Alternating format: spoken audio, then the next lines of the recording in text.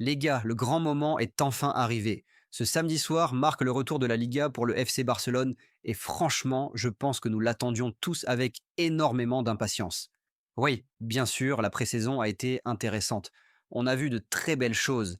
Des joueurs jeunes qui ont eu du temps de jeu, des automatismes qui commencent à se créer, des victoires encourageantes, des buts spectaculaires. Mais soyons honnêtes, rien ne remplace la vraie compétition. Rien ne vaut l'excitation d'un premier match officiel de championnat, surtout après un été où beaucoup de choses se sont passées autour du club. Samedi, à 19h30 heure locale, le Barça entre en scène contre Majorque, un adversaire qu'il ne faut absolument pas sous-estimer. Ceux qui suivent de la Liga savent que Majorque est toujours une équipe coriace, difficile à manœuvrer, surtout dans son stade. C'est un club qui s'est forgé une réputation de formation très solide, défensivement, très discipliné tactiquement et qui profite à fond de chaque erreur de l'adversaire. Et maintenant, ils se sont même renforcés avec Pablo Torre, un joueur que nous connaissons bien parce qu'il appartient au Barça et qu'il a montré beaucoup de potentiel. Samedi, il ne pourra pas jouer car la clause de prêt l'en empêche, mais sur l'ensemble de la saison, il faudra garder un œil attentif sur lui. Évidemment, on espère qu'il brillera avec Majorque, mais pas face à nous. Regardons un instant les confrontations récentes pour prendre un peu de recul. La saison passée, le Barça avait battu Majorque 1-0 en avril, grâce à un but décisif de Dani Olmo. Mais surtout, souvenez-vous de ce match de décembre dernier à son mois. Une démonstration collective, une victoire 5-1, des buts venus de partout et un Barça qui avait totalement pris le contrôle du jeu. Ce genre de performance est exactement ce qu'on veut revoir pour bien lancer la saison. Mais au-delà de l'adversaire, les projecteurs sont évidemment braqués sur nous.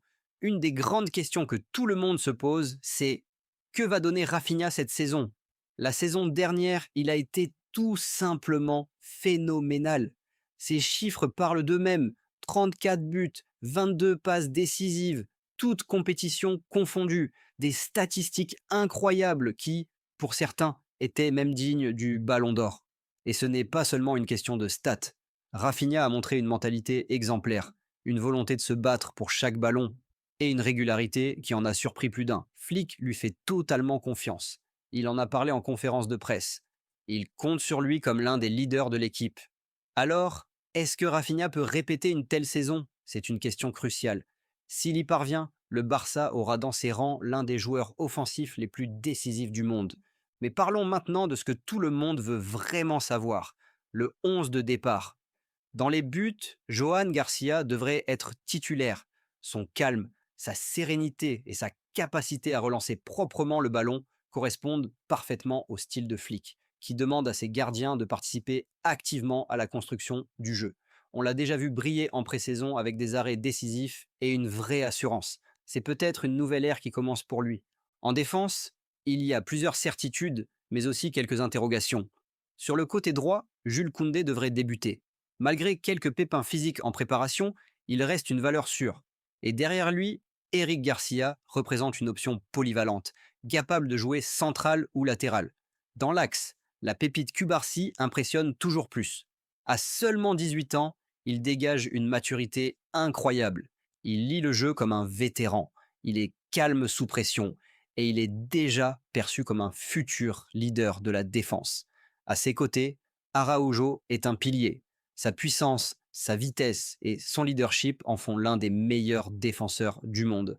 Mais cela signifie aussi que Pau Cubarsí ou même Christensen pourraient être décalés ou relégués sur le banc. Sur le côté gauche, Alejandro Balde est indiscutable. Sa vitesse, sa capacité à déborder et à créer le danger en font un atout essentiel.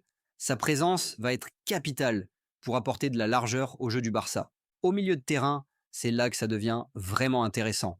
Pedri est intouchable.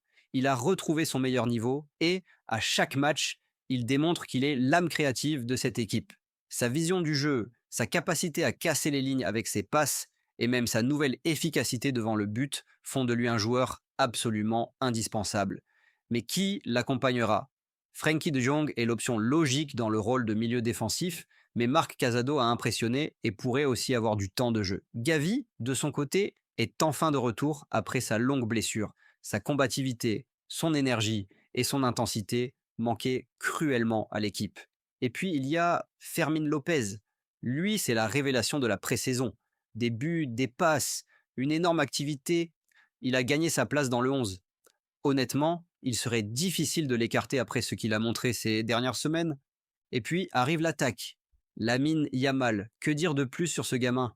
À seulement 17 ans, il est déjà en train de devenir une star mondiale. Son sang-froid, sa capacité à dribbler, sa vision, tout est incroyable. On le voit progresser à chaque match. Rafinha, on en a parlé, reste un leader offensif. Lewandowski, lui, est malheureusement blessé. Alors, qui pour occuper l'avant-centre? Eh bien, toutes les attentes sont tournées vers Marcus Rashford. Son arrivée a fait beaucoup de bruit et il a déjà montré de très belles choses, notamment en signant des passes décisives. Si son enregistrement est validé à temps, il devrait être titulaire. Et n'oublions pas Ferran Torres qui a fait une préparation solide et reste une alternative très crédible. On pourrait donc imaginer un quatuor offensif composé de Fermin, Lamine Yamal, Rafinha et Rashford. Un mélange de jeunesse, de vitesse, de créativité et d'efficacité. Soutenu par Pedri et Frenkie derrière eux, ce serait une attaque redoutable, capable de faire mal à n'importe quelle défense. Voilà pourquoi ce premier match contre Majorque est bien plus qu'une simple entrée en matière. C'est le début d'une nouvelle ère avec Flick, le premier vrai test pour voir si le travail de la préparation va payer. Et une opportunité d'envoyer un message fort à toute la Liga. Le Barça est prêt, le Barça est ambitieux, et le Barça veut gagner. Alors, les gars, dites-moi, quels sont vos pronostics pour ce premier match? Qui voyez-vous titulaire en attaque? Et surtout, est-ce que vous pensez que Rafinha peut encore sortir une saison incroyable? Visca el Barça.